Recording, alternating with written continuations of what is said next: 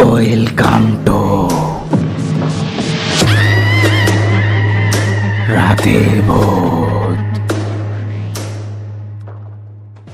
আজকের 42 নম্বর এপিসোডে সবাইকে আন্তরিক ভালোবাসা অভিনন্দন। আমি রনি, আর আজকের এপিসোডটা খুব সুন্দর এপিসোড, আপনাদের শুনলেই ভালো লাগবে। তাহলে চলুন মেন ঘটনায় আসি। আমার নাম অনিবাদ দে। বছর 8 আগে 2017 সালের ডিসেম্বর মাসে আমি আর আমার বন্ধু সৌম্য একসাথে সুন্দরবনে ঘুরতে গেছিলাম। সৌম্য একজন ন্যাচারাল ফটোগ্রাফার, আর আমি তখন একটা পত্রিকার জন্য ভ্রমণ নিয়ে লেখালেখি করতাম। সেই সময়ে আমাদের জীবন এক এমন ভয়াবহ অভিজ্ঞতার মধ্য দিয়ে গেছিল যা আমি আজও ভুলতে পারিনি। আজ এত বছর পরেও মাঝে মাঝে রাতে ঘুম ভেঙে যায়, আর তখনও মনে পড়ে সেই হোটেলের জানালার ধারে দাঁড়ানো কালো ছায়ের কথা। আমরা থাকতাম সুন্দরবনের কাছে একটা ছোট্ট মাটির রাস্তার শেষ প্রান্তে একটা পুরনো হোটেলে। নাম ছিল মধুবন রেস্ট হাউস। হোটেলটা গ্রামের ভিতর একটা নির্জন খাল পাড়ে ছিল।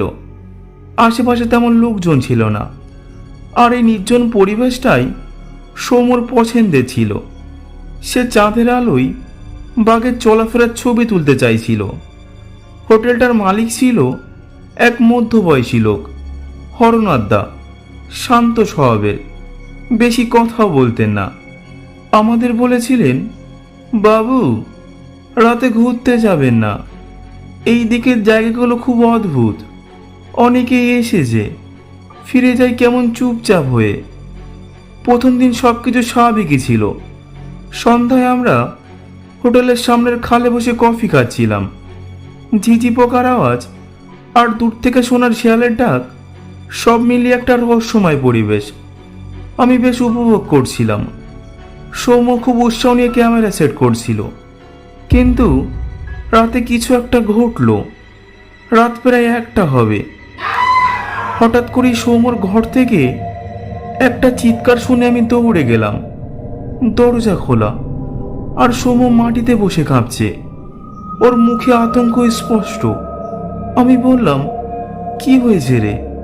ও বলল, আমি ঘুমিয়ে পড়েছিলাম। হঠাৎ জানালার পাশে কার যেন ছায়া দেখলাম। মাথায় একটা বিশাল কাপড় জড়ানো, পুরো শরীর কাঁপছিল, কিন্তু মুখ দেখা যাচ্ছিল না।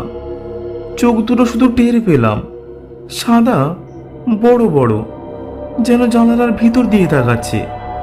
আমি প্রথমে ওকে বোঝানোর চেষ্টা করলাম, হয়তো কারা ছায়া পড়েছিল, রাতে এমন হয়। কিন্তু সৌম্য জোর দিয়ে বলল, না অনি, আমি চোখের সামনে দেখেছি। সেই ছায়াটা জানালার পাশে দাঁড়িয়েছিল, তারপর হঠাৎ করেই মিলিয়ে গেল, আর সেই সঙ্গে জানালা বাইরে জলের শব্দ, যেন কেউ খালে পড়ে গেল। আমি ওর পাশে বসে অনেকক্ষণ ধরে বোঝালাম। তারপর দুজনে একটা ঘরে গিয়ে শুয়ে পড়লাম। সৌম্য সারা রাত ঘুমোতে পারেনি। পরদিন সকালে আমরা হরনাথদার কাছে গেলাম। তিনি একবার আমাদের দিকে তাকিয়ে বললেন, জানালার পাশে ছায়া দেখেছেন? আমরা অবাক হয়ে বললাম, আপনি জানলেন কিভাবে? তিনি শান্ত গলায় বললেন, ওই ঘরটা আগে কেউ নিতে চায় না। গ্রামের লোকেরা বলে ওই ঘরের জানালার ধারে রাতে জল থেকে কিছু একটা উঠে আসে। দেখতে পায় না ঠিক করে কেউ, শুধু টের পায়। কেউ বলে এক মহিলা, কেউ বলে জলভীত। আমি আগেও বলেছি, রাতে জানালা বন্ধ করে ঘুমাবেন। আমাদের মধ্যে একটা অদ্ভুত গা চমচমে অনুভূতি কাজ করছিল। সৌম্য ঘোর কাটিয়ে আবার ফটোগ্রাফিতে মন দিলেও ওর চোখ মুখে অস্বস্তি লেগেই ছিল। সন্ধ্যাবেলাও একা বেরোতে চাইছিল না। দ্বিতীয় রাতটাই আমরা দুজনে একটা ঘরে থাকতাম। সৌম্য দিনের বেলাও বেশ গভীর হয়ে গেছিল, কথা বলতো কম। ক্যামেরা নিয়ে বেরোলেও যেন আগের মতো মনোযোগ ছিল না। বিকেলে ওর ক্যামেরা মেমোরি কার্ড থেকে ছবিগুলো দেখছিলাম। হঠাৎ একটা ছবি খুলতেই হাত ঠান্ডা হয়ে গেল। সৌম্য একবার ওই দিক ঘুরেছিল, তখন হোটেলের খালের দিকের ছবিগুলো তুলেছিল। সেই ছবির একটাই দেখা গেল একটা স্পষ্ট কালো অবয়ব দাঁড়িয়ে আছে খালের জলের ঠিক ধার গেছে। আমি বললাম, এইটা কবে তুলেছিলি? ও উত্তর দিল, কাল রাতের একটু আগে, জানালা দিয়ে।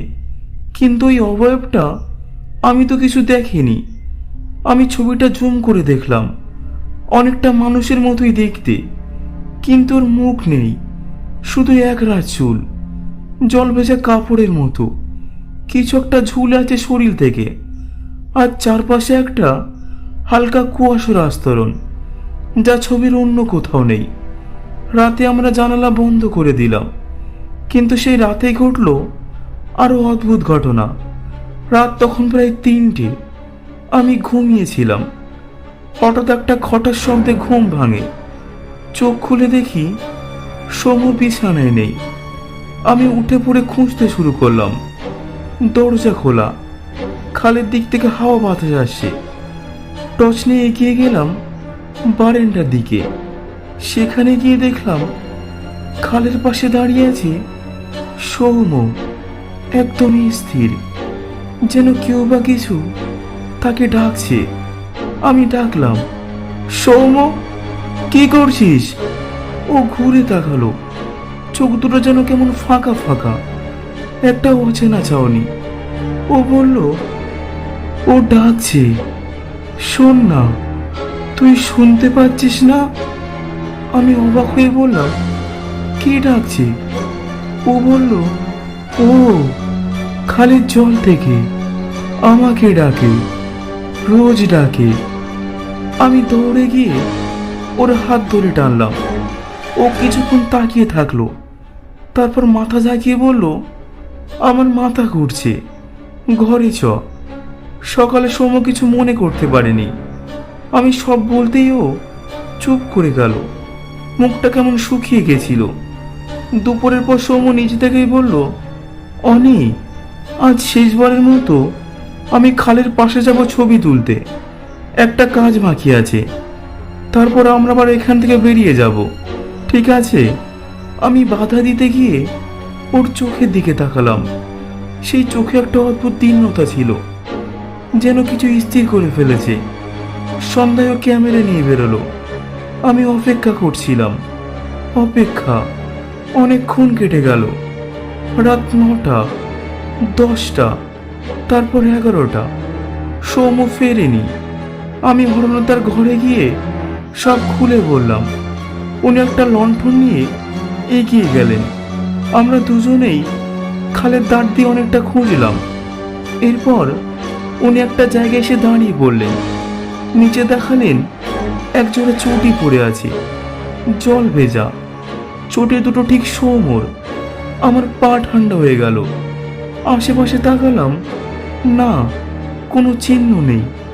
খালের জল থমথমে, কিন্তু কোথাও সামান্য ঢেউ উঠছে না, যেন জল জানে কেউ তাকে নিয়ে গেছে।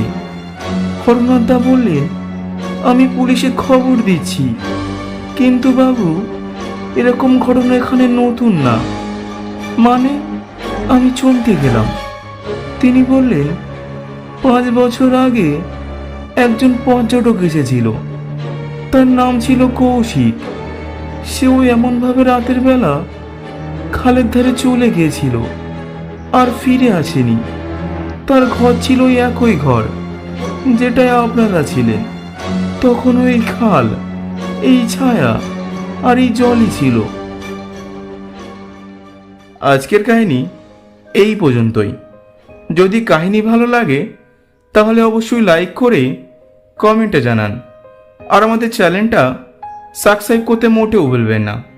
আর একটা কথা, আপনি যদি আপনার জীবনে ঘটে যাওয়া বা অন্য কারোর মুখ থেকে শোনা সত্যি ঘটনা আমাকে পাঠাতে চান, তাহলে অবশ্যই আমার ডেসক্রিপশানে আমার জিমেল দেওয়া আছে, ওখানেই পাঠাতে পারেন। ধন্যবাদ।